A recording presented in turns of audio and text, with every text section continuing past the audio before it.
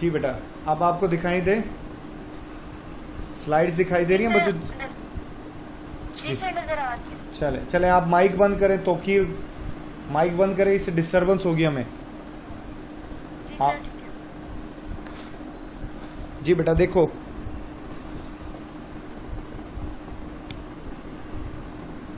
हमारा जो यूनिट है ना बेटे, वो है सेल, बायोमॉलिक्यूल और सेल, बायोमॉलिक्यूल और बायो एनर्जेटिक्स, प्रोक्रियाट और न्यूट्रिशन। ये यूनिट जो है वो हम इसमें डिस्कस करेंगे, और ज़्यादातर हमारा पार्ट बेटा वो डिस्कस करेंगे जो है वो यूएचएस अदर देन यूएचएस है, ठीक है ना। ज़्यादातर पार्ट हमने वो डिस्कस करना है। तो चलें इसको मैं शुरू करने लगा हूँ। नंबर 1, उसके बाद जो देखें, सबसे पहली जो चीज़ हमने इसमें पढ़नी है वो है सेल वॉल। देखो बेटा, जब हम बात करेंगे ना सेल वॉल की, तो सेल वॉल की मेजर जो है कुछ बातें जो हैं वो मैं आपको पहले बताऊंगा, फिर उसके बाद हम नेक्स्ट बातें जो हैं वो डिस्कस करेंगे। देखो, एनिमल सेल में ये एब्सेंट होता है, ठीक है ना। किस में एब्सेंट होगा? एनिमल में। अब एनिमल में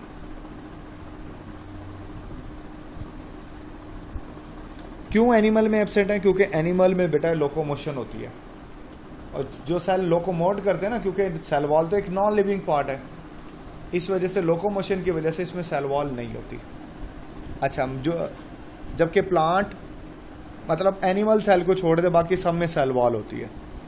अच्छा, इसके अलावा इसकी जो सबसे आउटर मोस्ट लेयर है ना, इसको लिखेंगे आउटर मोस्ट लेयर होती है। ये दो सेल के दरमियान में होती है, इसको मिडल लैमिला कहा जाता है। ये लिखो ना, external layer between two cell, दो सेल के दरमियान में ये सबसे एक्सटर्नल होती है। अच्छा, ये ना स्टिकी होती है थोड़ी।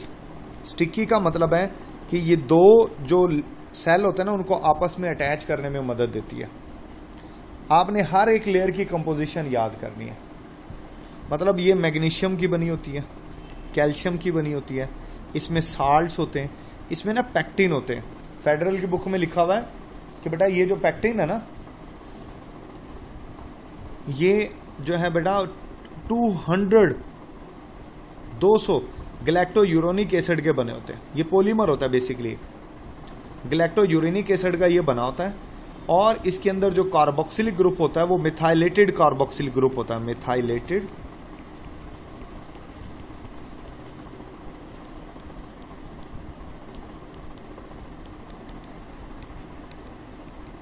कार्बोक्सिलिक एसिड होता है, मिथाइलेटेड, ठीक है ना। यही चीज जो है बेटा वो पैक्टिक एसिड में भी पाई जाती है, लेकिन थोड़ी सी पैक्टिक एसिड की निस्बतन ये लेस हाइड्रोफिलिक होता है। पैक्टिक एसिड मोर हाइड्रोफिलिक होता है, मोर वाटर सोलेबल होगा एज कम्पेयर टू पैक्टिन के। बस ये थोड़ा सा याद करना, फेडरल से है ये। अच्छा, उसके बाद नेक्स्ट जो है बेटा प्राइमरी वॉल, मतलब मिडल लैमिला से अंदर जो होती है ना वो प्राइमरी वॉल होती है। प्राइमरी वॉल को ना ट्रू वॉल कहा जाता है कि ये ट्रू वॉल है। ये थोड़ी सी थिन होती है और फ्लेक्सिबल होती है, जबकि इसके मुकाबले में सेकेंडरी वॉल थिक होती है और रिजिड होती है। थिक होगी और रिजिड होगी। इसी तरह ये जो है ना प्राइमरी वॉल, ये चीजें कॉमन है। सेलुलोज, हेमीसेलुलोज और पैक्टिन इसके अंदर पाई जाती है।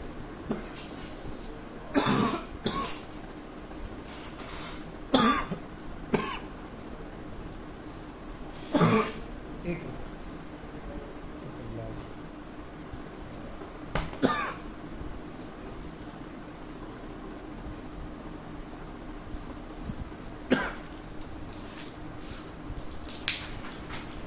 अच्छा,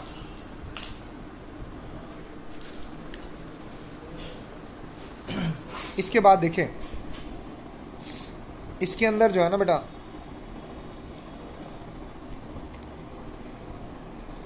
जो प्राइमरी वॉल बता रहा था ना मैं, प्राइमरी वॉल में ये तीन चीजें मेजर है, सेलुलोज, हेमीसेलुलोज एंड पैक्टिन।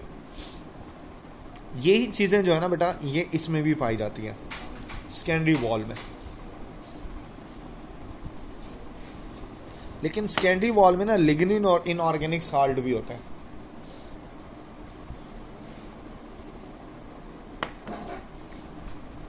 और कुछ वैक्स भी पाए जाते हैं ना, कुछ वैक्सेस भी पाए जाते हैं। अच्छा, एक तो सेकेंडरी वॉल ना सब में नहीं होती, ये प्योर नॉन लिविंग होती है। ठीक है ना, बताता हूं तहरीम, ये प्योर नॉन लिविंग होती है। और जो है ना, ये सेकेंडरी वॉल फेस करती है सेल मेम्ब्रेन को। ये स्क्लेरन कायमा सेल्स के अंदर ये ज्यादातर बाद में बनती है।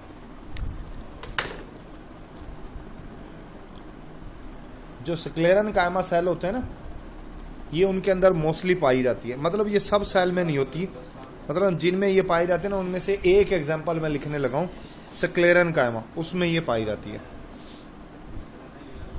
पैक्टिन वाली बात मैं दोबारा बता देता हूं बेटा। पैक्टिन जो होती है ना, वो ये मैंने लिखा हुआ है कि पैक्टिन जो है ना, ये बनी होती है ग्लूको यूरोनिक एसिड की, और नियर अबाउट 200 यूनिट्स होते हैं इसके। ठीक है ना, और ये पैक्टिक एसिड की निस्बतन लेस हाइड्रोफिलिक होती है, कंपैरिजन दिया हुआ है, ये बात याद रखनी है बस। और इसमें जो कार्बोक्सिलिक ग्रुप होता है ना, कार्बोक्सिल ग्रुप, वो मिथाइलेटेड कार्बोक्सिल ग्रुप होता है, ऐसे है ना, यूं लिखा जाता है ना, ये कार्बोक्सिल ग्रुप है। इसकी जगह पर ये कुछ यूं होता है, मिथाइलेटेड कार्बोक्सिल। जी, पैक्टिन एक पॉलीसेकेराइड है।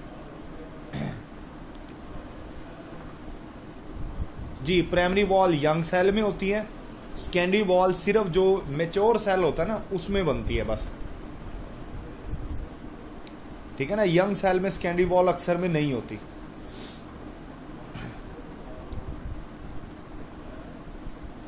ठीक है, इसके बाद इसकी कंपोजिशन आपने, मतलब तरतीब अगर बनाएंगे ना, तो सबसे पहले आती है मिडल लैमिला। बनने में भी सबसे पहले बनती भी मिडल लैमिला ही है, फिर प्राइमरी वॉल, और आखिर में आ जाती है सेकेंडरी वॉल।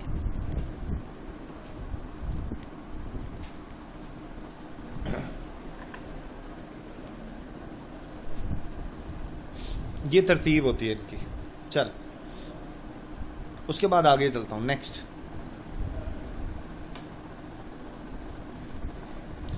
जो है बेटा, मुख्तलिफ, जैसे फंजाई में काइटन की बनी होती है, बैक्टीरियम में पेप्टिडोग्लाइकन की बनी होती है, फंगस लाइक प्रोटीज और साइनोबैक्टीरिया में ये सेलुलोज की बनी होती है। ये बातें भी आपने याद करनी है। फिर उसके बाद एक ऑर्गेनेल है, उसको कहते हैं पैरोक्सिसोम। पैरोक्सिसोम को ना, ये पैरोक्सिसोम और ग्लाइओक्सिसोम को मजमूई तौर पर माइक्रोबॉडीज कहा जाता है। माइक्रोबॉडी इनको इनके छोटे साइज की वजह से कहा जाता है, स्मॉल इन साइज होती ये भी सिंगल मेम्ब्रेनस है, सिर्फ यूकैरियोटिक सेल में पाई जाती है, प्रोकैरियोटिक में नहीं होती। इसका स्ट्रक्चर ना लाइसोसोम से मिलता जुलता है, सिमिलर टू लाइसोसोम होता है।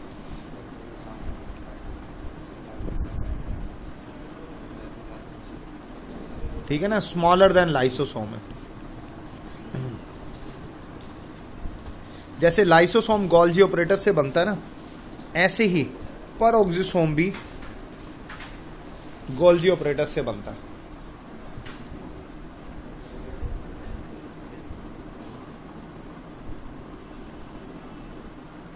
ठीक है ना, पैरोक्सिसोम, ग्लाइओक्सिसोम, लाइसोसोम, ये तीनों ऑर्गेनेलीज जो होती हैं, ये गोल्जी ऑपरेटर से बनती है। ठीक हो गया। चल, अब ये पैरोक्सिसोम क्या करता है? ये बेटा लिखा हुआ है कि ये डिटॉक्सिफिकेशन ऑफ अल्कोहल करता है। ये फेडरल से है बात कि ये डिटॉक्सिफिकेशन ऑफ अल्कोहल में इन्वॉल्व होता है। अब अल्कोहल, पैरोक्सीडेज अल्कोहल को बेटे कन्वर्ट कर देगा हाइड्रोजन पैरोक्साइड में, और कैटालेज हाइड्रोजन पैरोक्साइड को वाटर प्लस ऑक्सीजन बना देगा। तो मतलब अल्कोहल ब्रेक करने में इसका किरदार होता है। और इसके अलावा ये फोटो रेस्पिरेशन में इन्वॉल्व होती है। फोटो रेस्पिरेशन जब स्ट्रेस सिचुएशन आती है ना, जब स्ट्रॉन्ग सनलाइट होती है, तो पौधा पानी को बचाने के लिए ना अपने स्टोमेटा बंद कर देता है और उसमें फोटो रेस्पिरेशन स्टार्ट हो जाती है। फोटो रेस्पिरेशन ऑक्सीजन इस्तेमाल करती है और कार्बन डाइऑक्साइड बनाती है। तो क्या होगा, ये जो है ना ग्लाइकोलेट को, फोटो रेस्पिरेशन का एक स्टेप सिर्फ इसमें होता है जिसमें ग्लाइकोलेट जो है बेटा वो कन्वर्ट हो जाता है ग्लाइसिन में।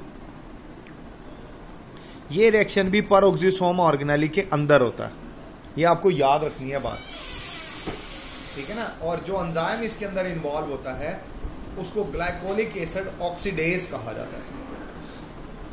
ग्लाइकोलिक एसिड ऑक्सीडेज जो है ना बेटा एंजाइम जो है ना वो उसको कहा जाएगा। और ग्लाइऑक्सीसोम किस में इन्वॉल्व होते हैं, वो फैट स्टोरिंग जो सीड होते हैं ना सिर्फ उसमें पाई जाती है। ये ना ग्लाइऑक्सिलेट साइकिल होता है जो कि फैटी एसिड को कार्बोहाइड्रेट में कन्वर्ट करता है, और कार्बोहाइड्रेट ये होता है सक्सीनेट की शक्ल में, ठीक है ना। इसको कहते हैं ग्लाइऑक्सिलेट साइकिल।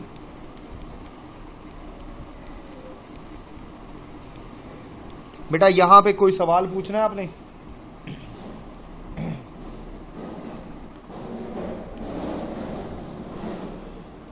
चले मैं आगे चलता हूँ। रेस्पिरेशन में तो कार्बन डाइऑक्साइड बनती है, लेकिन फोटो रेस्पिरेशन में, हाँ ना, रेस्पिरेशन में ऑक्सीजन थोड़ी बनती है। किसने कहा ऑक्सीजन बनती है? ऑक्सीजन इस्तेमाल होती है। आमिर मिर्जा क्या बात कर रहे हो आप? ऑक्सीजन इस्तेमाल होती है, कार्बन डाइऑक्साइड बनती है।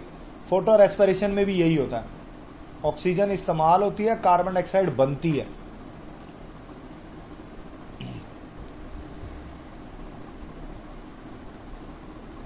अच्छा, इसके बाद ये तो था, ये सेल से सिर्फ इतना ही था।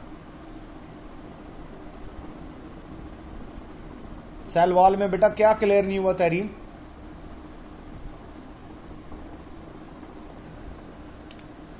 कि इसकी 3 दीवारें होती हैं, बाहर वाली मिडल लैमिला, मिडल लैमिला के अंदर वाली प्राइमरी वॉल, प्राइमरी वॉल के अंदर वाली सेकेंडरी वॉल, फिर इनकी कंपोजिशन है। अब कंपोजिशन में तो कॉन्सेप्ट भी नहीं है। जो मिडल लैमिला होती है वो मैग्नीशियम की, कैल्शियम की, साल्ट्स की बनी हुई है, और जो प्राइमरी वॉल है वो सेलुलोज और हेमी सेलुलोज और पेक्टिन की बनी हुई है। जी दोनों में होती है।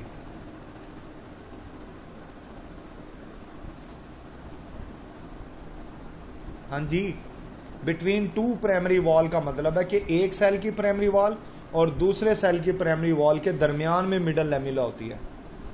इसका मतलब ये है तहरीम, मतलब नहीं प्राइमरी पहले नहीं बनेगी, मिडल लैमिला बनेगी।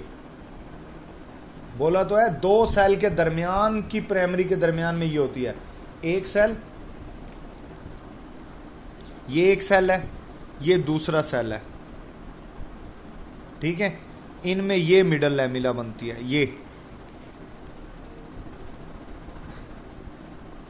ठीक है ना। 2 सेल की प्राइमरी वॉल के दरमियान में ये बनती है। और आपकी बुक में लिखा हुआ है the middle lamella is first to be formed between 2 primary wall. 2 primary wall 2 अलग अलग सेल की हैं। जी आयशा ऐसे ही है, ग्लाइकोलेट चेंज होता है ग्लाइसिन में।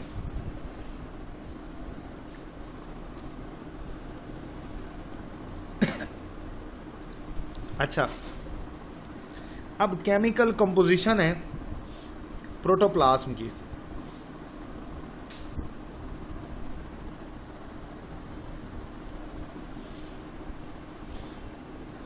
ये वैसे तो चैप्टर नंबर 1 का क्वेश्चन है, लेकिन यहां पे बायोमॉलिक्यूल में डाला हुआ है।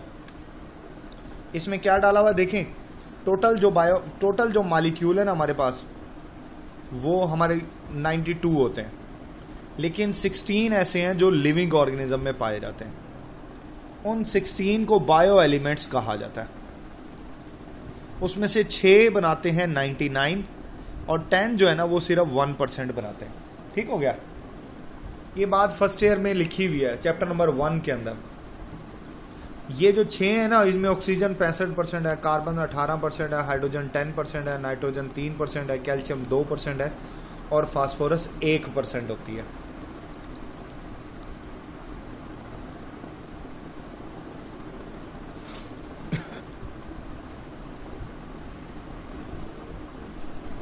ठीक हो गया? इसके अलावा जो लेस देन 1% है, ये भी आपने याद करने, और जो ट्रेस में है बेटा ये भी आपने याद करने। ठीक है ना, 4 जैसे आयोडीन, जिंक, मैंगनीज, ये ट्रेस में होते हैं। ये बेटे आपने याद करने हैं सारे, ठीक है। फिर उसके बाद बायोमॉलिक्यूल से ही ये थोड़ा सा हटके है, सक्रोज, माल्टोज और लैक्टोज। तैयबा का सवाल, जी तैयबा ऐसे ही है, ये सिंगल मेम्ब्रेनस होती हैं, एक ही मेम्ब्रेन पर मुश्तमिल होती हैं। सक्रोज को जो है बेटा वो कैन शुगर बोलते हैं, ठीक है ना, गन्ने में पाई जाती है। माल्टोज को माल्ट शुगर, जबकि लैक्टोज को मिल्क शुगर कहा जाता है।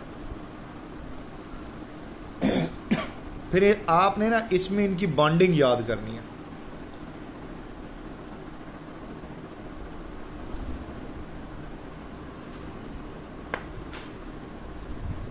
कि किस में कौन कौन सा बॉन्ड होता है, ये आपने याद करना है। देखो इसके अंदर बॉन्डिंग होती है अल्फा 1,2 ग्लाइकोसिडिक बॉन्ड, और इसके अंदर ना ग्लूकोज और फ्रक्टोज आपस में मिलते हैं। जी, पेरोक्सिसोम प्लांट और एनिमल दोनों में होती है।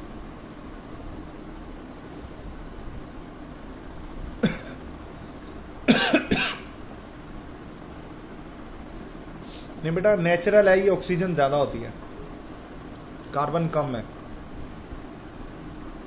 अच्छा, मैं बता रहा था कि माल्टोज जो है ना, इसके अंदर अल्फा 1,4 ग्लाइकोसिडिक बॉन्ड होता है, जबकि लैक्टोज के अंदर जो है वो बीटा 1,4 बॉन्ड होता है। ठीक है ना, कि ग्लूकोज का पहला और लैक्टोज का चौथा कार्बन आपस में बॉन्ड बनाएगा। इसी तरह सक्रोज को ना ट्रांसपोर्ट डाइसक्राइड भी कहा जाता है। उसकी वजह मैंने नीचे लिखी हुई है कि ये पानी में बहुत ज्यादा हल होता है और साथ ही ये केमिकली अनरिएक्टिव होता है। केमिकली ये अनरिएक्टिव होता है और ये पानी में भी हल हो जाता है, इसलिए इसकी ट्रांसपोर्ट बहुत आसान है। तो मोस्टली पौधे जो है ना वो सक्रोज की शक्ल में ट्रांसपोर्ट करते हैं, स्टोर करते हैं स्टार्च की शक्ल में, बट ट्रांसपोर्टेशन सक्रोज की शक्ल में होती है, डाइसक्राइड की शक्ल में। ये बातें आपने मेमोराइज करनी है बेटा इस यहां से। उसके बाद फीडबैक है, फीडबैक इनहिबिशन।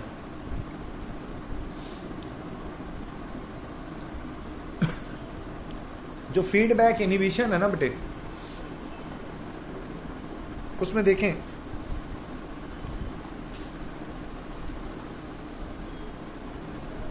यहां पे एक रिएक्शन दिखाया गया कि अस्पार्टेट पहले ए में बदलेगा, फिर बी में बदलेगा, ठीक है, फिर सी में बदलेगा, फिर डी में बदलेगा, और फिर फाइनली जो है बेटा उससे एक कंपाउंड बन जाता है जिसको नाम दिया जाता है थायरोनिन।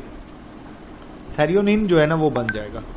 जब थैरियोनिन की क्वांटिटी सफिशिएंट बन जाती है, सफिशिएंट क्वांटिटी बन जाएगी, तो ये क्या करेगा, ये एंजाइम नंबर 1 को जाके ब्लॉक कर देगा, जिससे मजीद ए बनना बंद हो जाएगा। ए बनना बंद हो जाएगा तो फिर ये सारे रुक जाएंगे। बेसिकली जो थायरोनिन है वो नॉन कॉम्पिटिटिव इनहिबिटर है एंजाइम 1 का।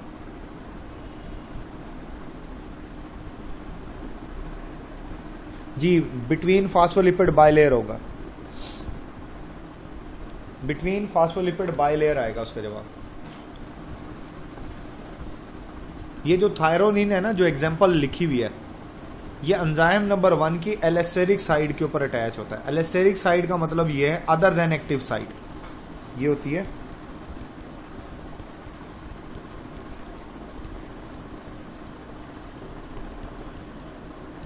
अदर देन एक्टिव साइड होती है, ये वहां अटैच होता है। और ये नॉन कॉम्पिटिटिव इनहिबिटर की एग्जांपल है। ये जाके E1 को ब्लॉक कर देगा और इसके ब्लॉक होने से रिएक्शन रुक जाएगा। लेकिन जैसे ही थायरोनिन की क्वांटिटी कम होगी, इसका जो ब्लॉकेड इफेक्ट है ना वो खत्म हो जाएगा और ये रिएक्शन फिर से शुरू हो जाएगा। यानी थायरोनिन खुद जो है बेटा वो अपने बनने के अमल को कंट्रोल कर रहा है, और यही चीज फीडबैक होती है। कोई भी साइड का मतलब allosteric side other than active side जो होती है ना, वो एलेस्टेरिक साइड होते हैं जी, वो कोई भी हो,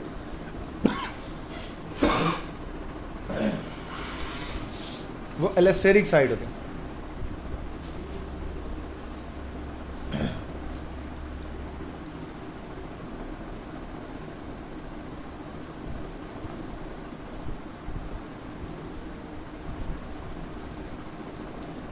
फास्फोलिपिड की इनर लेयर के साथ अटैच होंगे।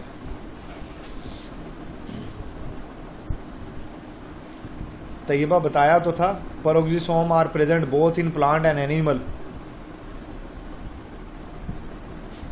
थायरोनिन के कम होने से जो इसका E1 के ऊपर इनिबिटरी इफेक्ट है,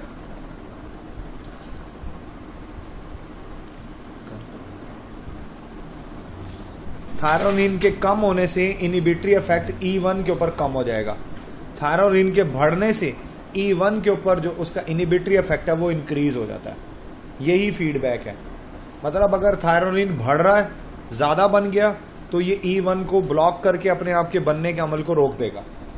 जब जैसे ही थायरोनिन कम होगा, E1 की ब्लॉकेज खत्म हो जाएगी और ये बनाना शुरू कर देगा। यानी थायरोनिन अपने बनने के अमल को खुद कंट्रोल कर रहा है, और किस एंजाइम की मदद से? E1 एंजाइम की मदद से। ठीक हो गया? समझ आई आप लोगों को?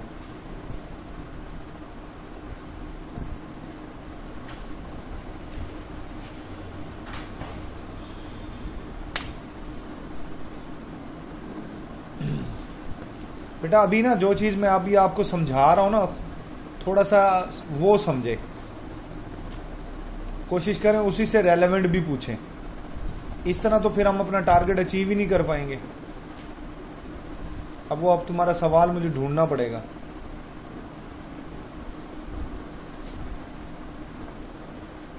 बाकी जो E1 E2 है वो इंटरमीडिएट है, ये फीडबैक इनिबिशन में इनका किरदार नहीं है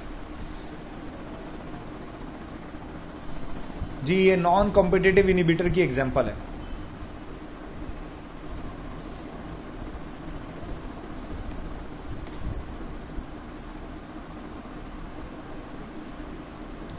अच्छा, बाकी जो है ना, आपने हेपेटाइटिस खुद करना है।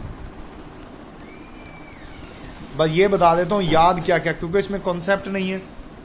याद क्या क्या करना है, ये करना है कि कौन सा डीएनए वायरस है। जैसे हेपेटाइटिस बी डीएनए वायरस है, इनके कॉमन नेम याद करने के। हेपेटाइटिस बी को सीरम हेपेटाइटिस, हेपेटाइटिस सी को क्रोनिक हेपेटाइटिस, हेपेटाइटिस ए को इन्फेक्शियस हेपेटाइटिस कहा जाता है। ये बातें याद करनी है आपने। इंटरफेरॉन वायरल डिजीज में इस्तेमाल होते हैं, खासकर हेपेटाइटिस में इंटरफेरॉन का इस्तेमाल किया जाता है। मोस्टली ये हेपेटाइटिस सी के इलाज के लिए इस्तेमाल होते हैं।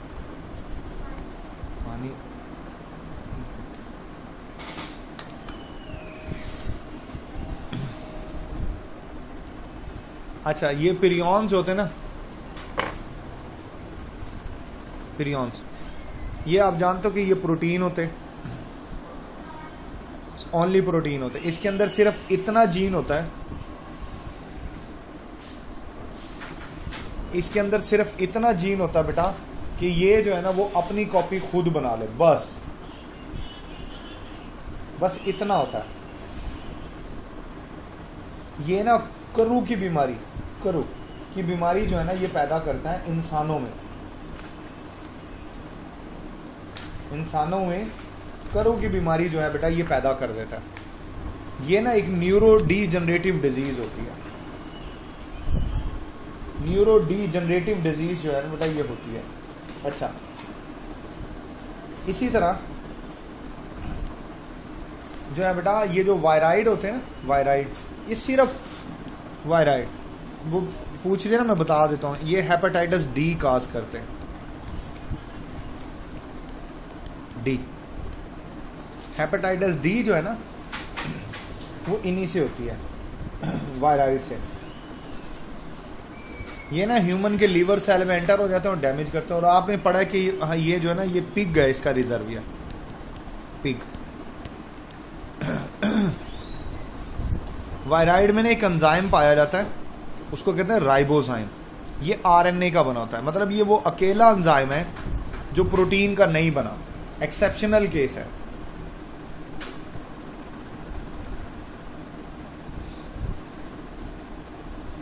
ये एक्सेप्शनल केस है, ठीक है ना।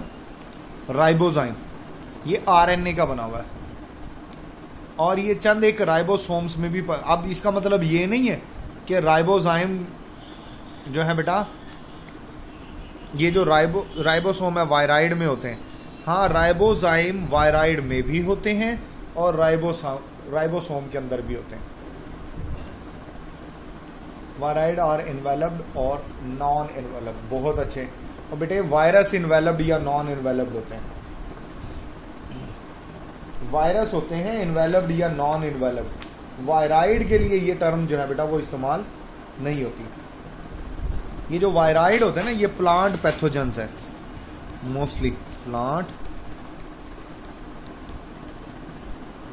पैथोजेंस है, ठीक है ना। ये प्लांट पैथोजन है। इनके अंदर ना सिंगल सर्कुलर और सिर्फ आरएनए होता है। ये डीएनए नहीं पाया जाता इनमें, सिर्फ आरएनए पाया जाता है वायराइड के अंदर, ओनली आरएनए। और कोई प्रोटीन कोट नहीं होती, कोई इन्वेलप नहीं होती, विदाउट कैप्सिड।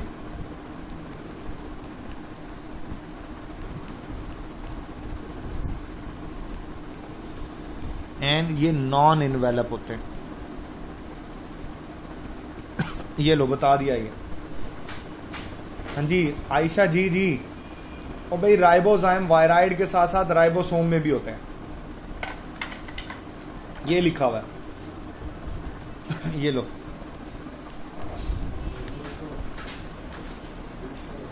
अब आ गई समझ। हाँ जी, वायराइड नेकेड होते हैं। ओहो सॉरी, ठीक है, सही कह रही हो, वो ई है, वो डी नहीं है।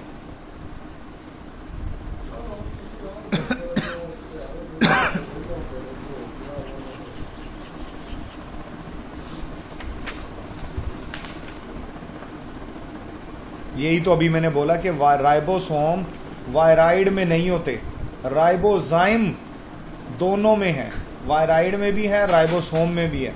मैं यही बताने लगा था कि ये कंफ्यूजन नहीं डाल लेनी कि राइबोसोम वायराइड में होते हैं। भाई राइबोसोम तो एक ऑर्गेनेली है जो सिर्फ प्रोकैरियोटिक और यूकैरियोटिक सेल में होती है।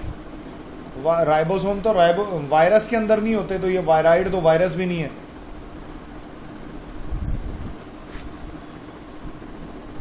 ठीक है ना।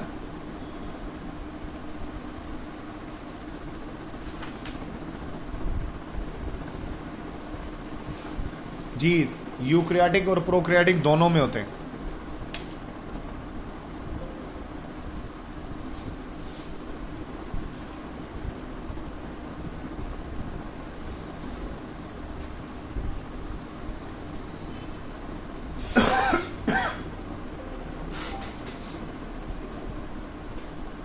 अब देखें बैक्टीरिया जो है ना बेसिकली दो तरह का होता है,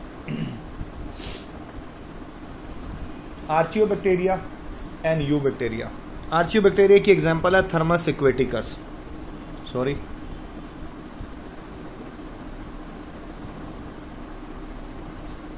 अभी तक की आपको समझ आई है? जो पिछला हिस्सा गया ना, जो पूछना पूछ लो, बता देता हूं।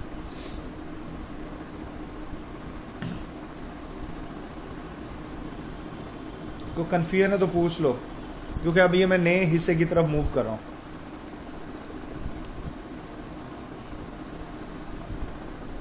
करो एक बीमारी है जो आपकी टेक्स्ट बुक में नहीं लिखी हुई, फेडरल में लिखा हुआ है। ये एक न्यूरो डीजनरेटिव डिजीज है, मतलब दिमाग के सेल इसकी वजह से मर जाते हैं। वजह इसकी प्रियॉन्स होते हैं।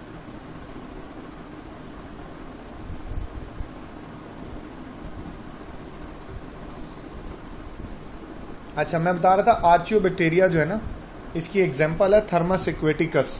ये आपने टैग पॉलीमरेज इससे लिया था, याद है? पीसीआर में।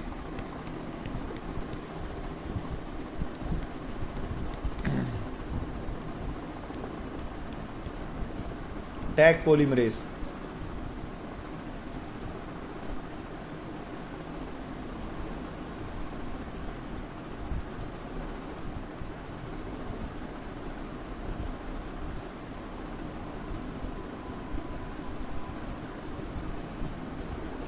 राइबोजाइम वायराइड में भी होता है, राइबोसोम में भी होता है। और ये लेकिन राइबोसोम वायराइड में नहीं होते।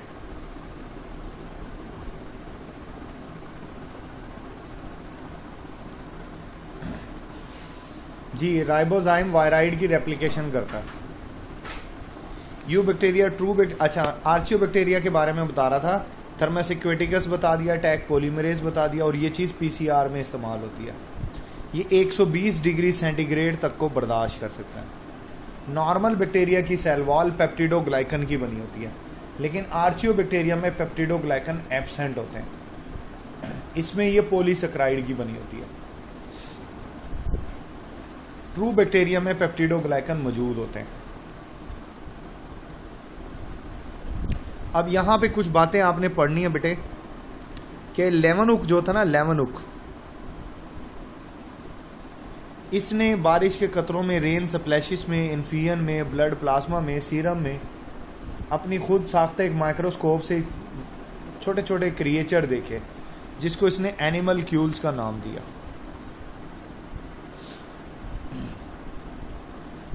यहां ना एक छोटे सा पैराग्राफ है कि पॉस्चर ने किस किस की वैक्सीन बनाई, रॉबर्ट कोच ने किस बीमारी का जरासीम डिस्कवर किया।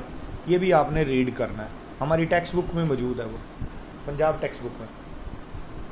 फिर फेडरल में एक बात लिखी हुई है बेटा कि कुछ वैसे तो बैक्टीरिया की शेप 3 तरह की होती है। ये स्फेरिकल होता है, ये रॉड होता है, और ये स्पाइरल होता है। 3 शेप है। लेकिन कुछ बैक्टीरिया ऐसे हैं जो अपनी शक्ल बदलते रहते हैं। ऐसे बैक्टीरिया को पिलियोमार्फिक बैक्टीरिया कहा जाता है।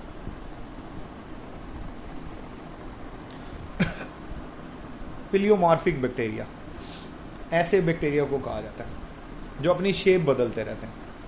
मसलन उसकी एग्जांपल भी लिखी हुई है, हेलिकोबैक्टर पाइलोरी, मैंने लिखा हुआ है।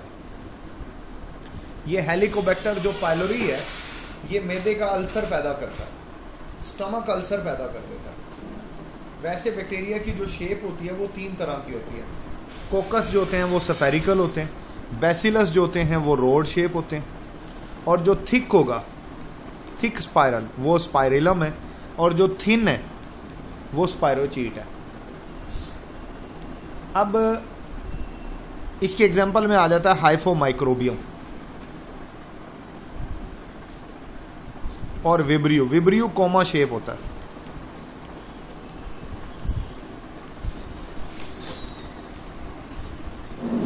कोमा शेप होता है।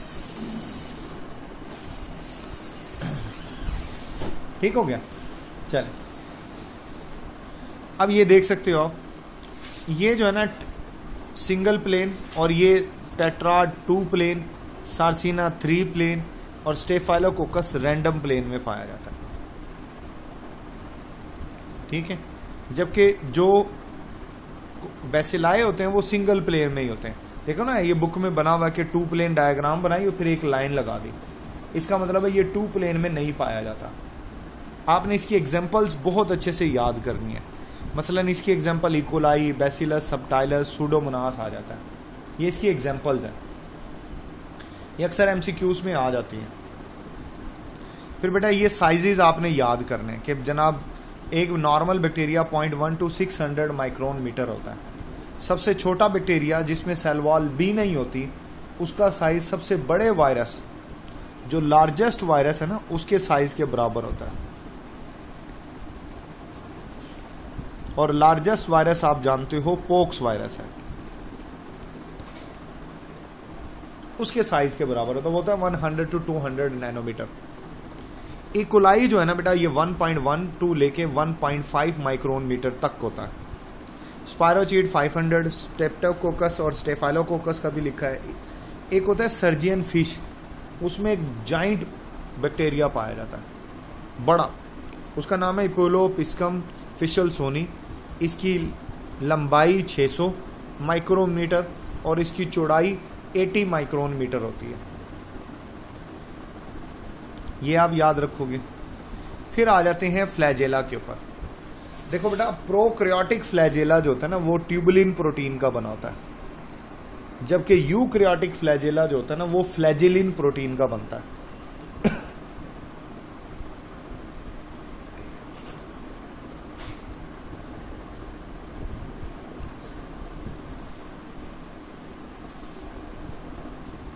ठीक है। अच्छा, अगर एक फ्लैजेला पाया जाए और सिर्फ एक साइड पर हो तो इसको मोनोट्राइकस और मोनोपोलर कहते हैं। ये मोनोपोलर वाली बात फेडरल में है, मोनोट्राइकस दोनों में कॉमन है। जबकि दोनों साइड पर पाया जाए तो उसको बाइपोलर कहते हैं। दोनों साइडों पर गुच्छा पाया जाए तो एम्फीट्राइकस होता है। ये दोनों साइड पे एक भी हो तब भी वो एम्फीट्राइकस कहलाएगा। हाँ ना, यूक्रियाटिक ट्यूबुलिन की होती है और प्रोक्रियाटिक, हाँ सही है, सही कह रही हो, ऐसे ही है, ये यूक्रियाटिक होगा।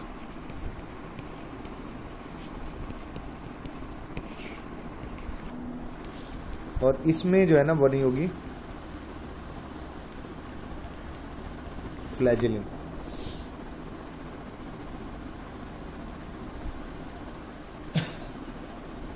यूक्रियाटिक ट्यूबुलिन के और प्रोक्रियाटिक फ्लैजेलिन के बने होते हैं। अच्छा, बात पे वापस आऊंगा। मैं बता रहा था कि दोनों साइड पे अगर गुच्छा है ना, या दोनों साइड पे है, तो वो बाइपोलर भी कहलाता है और एम्फीट्राइकस भी कहलाता है। एक साइड पर है तो ये मोनोपोलिमर पोलर है, और ये गुच्छा है एक साइड पे तो इट विल कॉल लोफोट्राइकस। पूरी बॉडी अगर फ्लैजेला से फैली हुई है तो इट विल कॉल पेरिट्राइकस। अच्छा, नंबर 2, ये आप जानते हो कि ये लोकोमोशन में मदद करता है और साथ साथ कीमोटैक्सिस में हेल्प करता है। कीमोटैक्सिस में ये मदद करता है, ठीक है।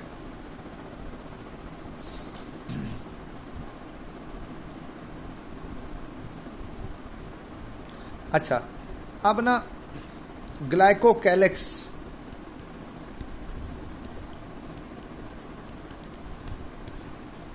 बैक्टीरिया के कैप्सूल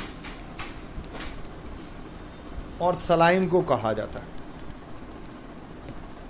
बैक्टीरियल कैप्सूल और सलाइम को ग्लाइकोकैलेक्स मजमूई तौर पर कहा जाता है। कैप्सूल जो होता है, कैप्सूल और सलाइम, इनकी कंपोजिशन सेम होती है तकरीबन, थोड़ी सी फंक्शन में फर्क है। ये दोनों पॉलीसैकेराइड के बने होते हैं। ये कैप्सूल स्टिकी होता है, स्टिकी होता है, गमी होता है, ठीक है ना। ये जो है बेटा बैक्टीरिया को इकट्ठा रखने में, कॉलोनी डेवलप करने में मदद देता है। जबकि इसके मुकाबले में जो सलाइम होती है ना, वो पैथोजेनिसिटी को इंक्रीज करती है, यानी बैक्टीरिया ज्यादा पैथोजेनिक हो जाएगा। नंबर 2, बैक्टीरिया को मैक्रोफेजिस से बचाती है, फैगोसाइटोसिस होने से बचाएगी। ये 2 काम करती है सलाइम, ठीक है ना। इसके अलावा ये जो कैप्सूल है ना, ये बायोफिल्म फॉर्मेशन में हेल्प करता है। बायोफिल्म होती है कि कॉलोनी ऑफ बैक्टीरिया को बोलते हैं बेसिकली, ये बैक्टीरिया का इकट्ठा होना एक जगह पे।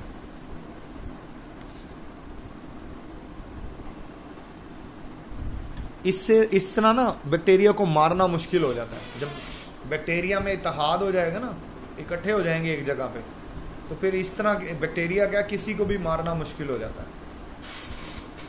और ये जो इनकी असेंबली है, ये जो इनकी बायोफिल्म है, ये कैप्सूल की वजह से है, इकट्ठे हो जाते हैं। ये प्रॉपर्टी इसमें पाई जाती है। नेक्स्ट चलूंगा बेटे। नेक्स्ट जो है वो ग्राम पॉजिटिव और ग्राम नेगेटिव बैक्टीरिया में फर्क है।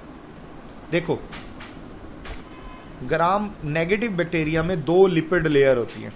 आप ये देख रहे हो, lipid layer number 1, lipid layer number 2। जबकि ग्राम पॉजिटिव बैक्टीरिया में सिर्फ 1 लिपिड लेयर होती है। पेप्टिडोग्लाइकन, ये पर्पल कलर पेप्टिडोग्लाइकन का है।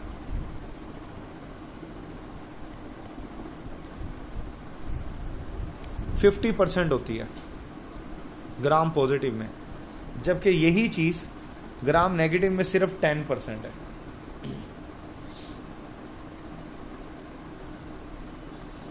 सिर्फ 10%। सेल वॉल और सेल मेम्ब्रेन के दरमियान में जो स्पेस होते हैं ना उसको पेरीप्लाज्मिक स्पेस कहा जाता है। ये स्पेस आपको दिखाई दे रही है, ये वाली, ये this is called the periplasmic space.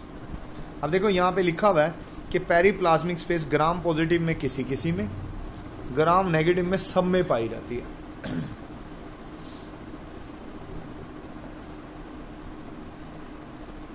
ये जो आउटर और इनर मेम्ब्रेन की बात हो रही है ना, आउटर मेम्ब्रेन ये सेकंड लिपिड लेयर है। पेरीप्लाज्मिक स्पेस में एक बात आपको नोट करने के लिए बता दूं कि इसमें कुछ एंजाइम्स होते हैं जो एंटीबायोटिक डिग्रेडेशन में हेल्प करते हैं।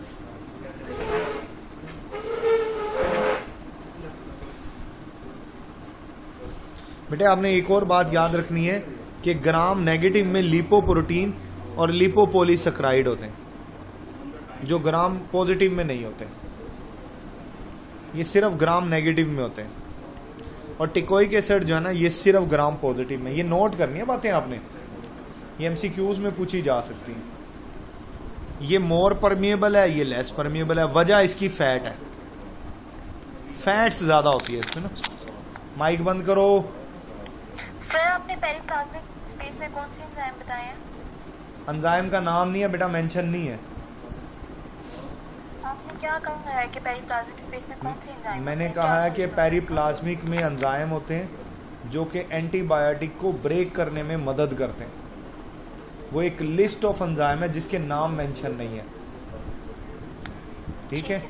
हाँ, और ना बेटे कोशिश किया करो तो कीर गोरी, मुझे नहीं पता आपका असल नाम क्या बेटा, आप मैसेज किया करें। ये जो बाकी लोग भी कर रहे हैं ना, ये चैट बॉक्स में मैसेज करते हैं, मैं उसको पढ़ के जवाब दे देता हूं,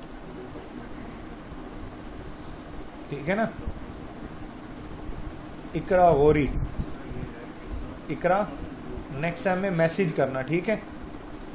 मैं पढ़ लूंगा और आपके सवाल का जवाब भी दे दूंगा।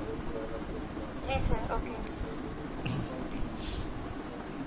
अच्छा, मैं बता रहा था कि जो ग्राम नेगेटिव बैक्टीरिया ना ये लेस परमिएबल है। लेस परमिएबल क्यों है? क्योंकि इसमें फैट ज्यादा होती है, चिकनाई 11 से 12% है, जबकि ये मोर परमिएबल इस वजह से है क्योंकि इसमें फैट कम है। अरूज बताता हूं, ये CV1 वाला चक्कर, ये बेसिकली स्टेनिंग का चक्कर है। ये मैंने लिखा हुआ आगे, ये लिखा हुआ है कि आप दो तरह के डाई इस्तेमाल करते हैं, प्राइमरी डाई और सेकेंडरी डाई। प्राइमरी डाई होता है क्रिस्टल वायलेट, और ग्राम पॉजिटिव बैक्टीरिया इसकी वजह से पर्पल कलर रिटेन करता है। और सेकेंडरी डाई होता है सेफ्रानिन, इसकी वजह से gram negative bacteria pink colour को रिटेन करता है। वजह कि ये पर्पल क्यों कर रहा है, ये पिंक क्यों कर रहा है, वजह इसमें फैट की क्वांटिटी ही है। ग्राम नेगेटिव बैक्टीरिया में क्योंकि चिकनाई ज्यादा होती है, इसलिए वो पहले कलर को नहीं बल्कि दूसरे कलर को रोकेगा। ग्राम पॉजिटिव में क्योंकि चिकनाई कम होती है, तो इसलिए वो जो है ना वो पहले कलर को रिटेन करता है। मतलब इसकी रीजन फैट है। CV1 का मतलब क्रिस्टल वायलेट कॉम्प्लेक्स है।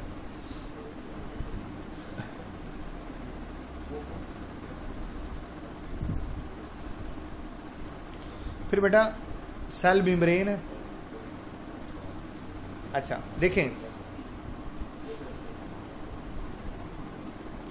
सेल मेम्ब्रेन में जो है बस 2-3 बातें आपने याद करनी है कि प्रोकैरियोटिक सेल मेम्ब्रेन में स्टीरोल नहीं होते, ये एब्सेंट होते हैं, इसलिए इनकी मेम्ब्रेन लेस स्टेबल होती है। थोड़ा सा टेम्परेचर चेंज करो बैक्टीरिया मर जाता है। और इसकी मेम्ब्रेन में ऐसे एंजाइम्स होते हैं जो कि रेस्पिरेशन में हेल्प करते हैं, रेस्पिरेटरी मेटाबॉलिज्म में हेल्प करते हैं। बस ऐसे एंजाइम्स हैं। फिर इसी तरह साइटोप्लाज्मिक मैट्रिक्स, साइटोप्लाज्म में बेसिकली आप जानते हो कि प्रोकैरियोटिक साइटोप्लाज्म में कोई भी मेम्ब्रेन बॉन्डेड ऑर्गेनेली नहीं होती, नॉन मेम्ब्रेनस ऑर्गेनेलीज होती हैं। और इसमें माइक्रोट्यूब्यूल और साइटोस्केलेटन्स भी एब्सेंट होते हैं। इसमें न्यूक्लाइड होता है न्यूक्लियस की जगह पे, जो कि विदाउट न्यूक्लियर एनवेलप होता है। बाकी प्रोटोप्लास्ट लिखा हुआ है जो कि लिविंग पार्ट ऑफ सेल को कहते हैं। इसमें जो ऑर्गेनेलीज है ना, राइबोसोम, मीजोसोम्स, ग्रेन्यूल बॉडीज और न्यूक्लाइड है। ये आगे डिटेल आ रही है इनकी। न्यूक्लाइड जो है ना, न्यूक्लियस विदाउट न्यूक्लियर एनवेलप, इसको न्यूक्लाइड कहा जाता है। न्यूक्लियस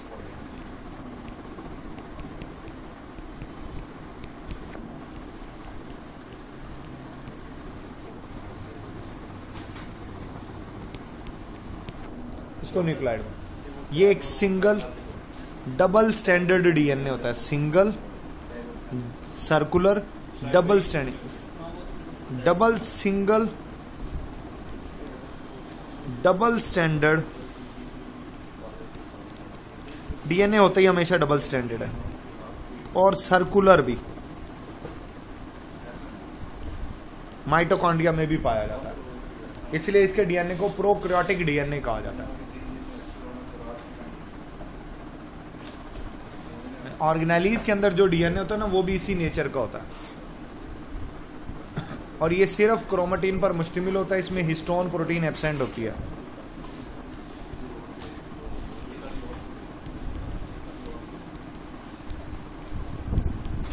हिस्टोन नहीं होती इसमें,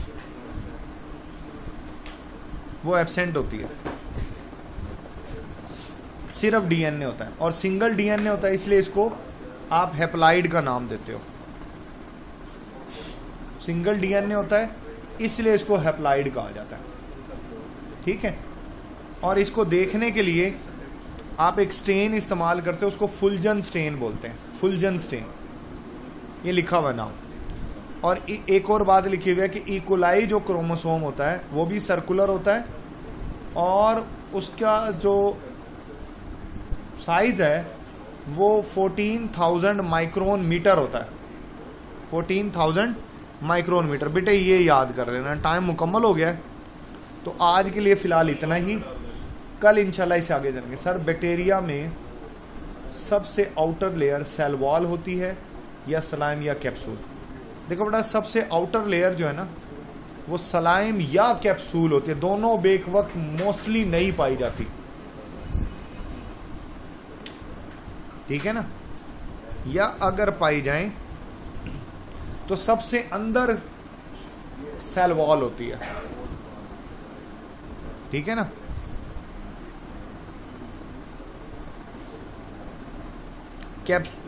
फिर सलाइम होगी, फिर कैप्सूल होगा। ये तरतीब होगी। सबसे इनर साइड पे सेल वॉल होती है। कॉन्जुगेशन जो है ना बेटा, एक्सचेंज ऑफ प्लाज्मिड को कहते हैं। एक्सचेंज ऑफ प्लाज्मिड को कॉन्जुगेशन कहते हैं जी। फिर सेल मेम्ब्रेन, और ये पिलाई इन्वॉल्व होती है इसमें। न्यूक्लाइड में हिस्टोन नहीं तो न्यूक्लोसोम भी नहीं जी। न्यूक्लोसोम भी नहीं। डीएनए छोटा होता है ना, न्यूक्लोसोम की जरूरत ही नहीं। बेटा कॉइलिंग क्यों होगी? कॉइलिंग नहीं होती इसमें।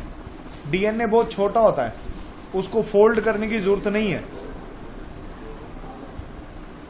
एक्स्ट्रा सेलुलर जो फाइबर्स होते हैं वो सेल के सेकेंडरी प्रोटीन के साथ अटैच होते हैं, जो कि माइक्रोफिलामेंट के साथ अटैच होंगे।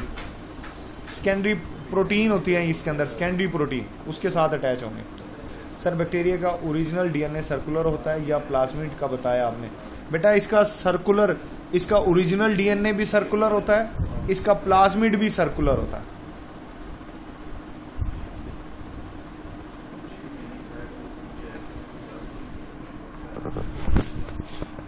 चलें, और कोई कंफ्यूजन?